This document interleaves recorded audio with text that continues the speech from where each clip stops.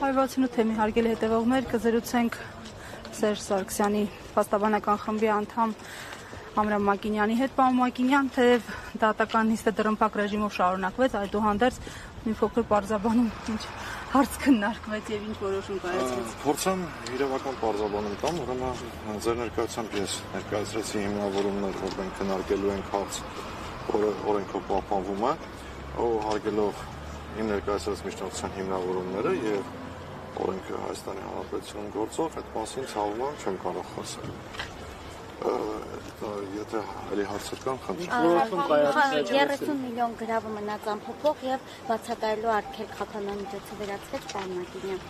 Ուրեմն տեսեք, պարոն նախագահի նկատմամբ դուք գիտեք, որ 4 քրեական գործ է քննվում եւ տարբեր քրեական գործերով տարբեր խափանամիջոցներ կան կիրառված։ Ուրեմն այսօրվա ռեժիմը այդ խափանամիջոցները կիրառում է, պահպանում է եւ բոլոր տեսակի անհարմարությունները ստեղծում է պարոն նախագահի համար, այդ մասով հանգիստ եմ։ Ես հանգիստ լինելու խնդիր չունեմ, ես ձեզ հարցնում եմ ներկայացնելու, որ եւս դեռ նիստում եղավ, ներկայացրեցիք ինչ որոշեցիք։ Դատարանը որոշեց խափանամիջոցը պահպանել։ Հասկանալի։ 30 միլիոն գրավը։ Ես այդ հարցին պատասխանեցի։ Դա հրապարակման ենթակա է, դեռ նիստում եթե նույնիսկ քննարկվել է որոշման մասը խափանամիջոցի հրապարակման ենթակա է, ինչն է պատճառը, որ Ես ձեր բոլոր հարցերին պատասխանում եմ։ Հարցումից հարցնել տարակարծություններ Կացանք, որ խափանման բացակայելու արգելքը վերացել է եւ գրավն է միայն մնացել։ Ուրեմն տեսեք, բացակայելու արգելքը ավելի խիստ մեղադրանք է պարոն նախագահի համար, քան այն մեղադրանքները Այո, ես դրանով դնում եմ մեղադրանք։ Այո, ինչի հիմա կասեմ ինչի է դա մեղադրանք։ Քան այն բոլոր շինցու մեղադրանքները, որոնք կան։ Ինչի։ Որովհետև բարձրաբանում հարգելի ժողովուրդ, խափանամիջոց բացակայելու արգելքը կիրառվում է այն տրամաբանությամբ, այն բանի համար, որ անձը կարող է թաքնվել Հայաստանի Հանրապետության սահմանը հատելով իր անձը հաստատող փաստաթուղթ օգտագործելու միջոցով։ Հարց են բարձրացնում կա մարդ, ողջամիտ մարդ, չափահաս, ողջամիտ, մտածող մարդ, որ մտածում է, որ Հանրապետության երրորդ նախագահը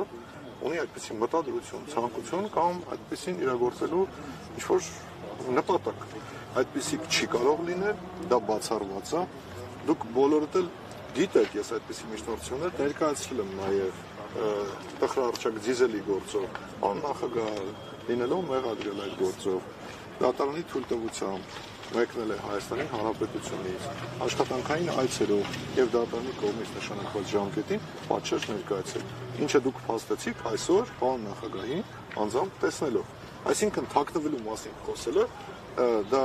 խելագարության կանխավարկածից բխող խոսույթ է։ Դրա մասին ընդհանրապես խոսել չի կարելի, որովհետեւ դա աբսուրդ է։ Բացակայ խափանամիջոցները ընդհանրապես ինքնանպատակ չեն կիրառվում։ Եվ որպես լրագրողներ ձեզ խնդրում եմ հարցում կատարեք Հայաստանի Հանրապետության իրավասու մարմիններին, քննչական կոմիտե եւ դատարաններ։ Պարզեք թե քանի անձի նկատմամբ բացակայելու արգելք խափանամիջոց կիրառված։ Դա բացակայելու արգելքը ինքնին բավականին խիստ խափանամիջոց է։ Ու դա ինքնանպատակ շատ դեպքերում առավել եւս պարոն նախագահի դեպքում կիրառվել է։ Դեռ նորից եմ ասում դրա համար է ես ասում, որ դա շատ ծանր մեղադրանք է։ Մեծ ուղղված գործերից քանիսը էլի կայացել են բացակայելու արգելք հայտնված խափանամիջոցը սրանք սա մի կողմ են մյուս գործերով էլի կա բացակայելու արգելք։ Ուրեմն դիզելի տխրահռչակ գործով ընդհանրապես կա օրինական ուժի մեջ մտող դատական ակտ, որով խափանամիջոցը վերացվել է։ Որովհետև միացված գործերով կիրառված են տարբեր խափանամիջոցներ։ Այո, այո։ Մի գործով ընդհանրապես վերացված է։ Լավ եղեք, ստեսում ձեզ։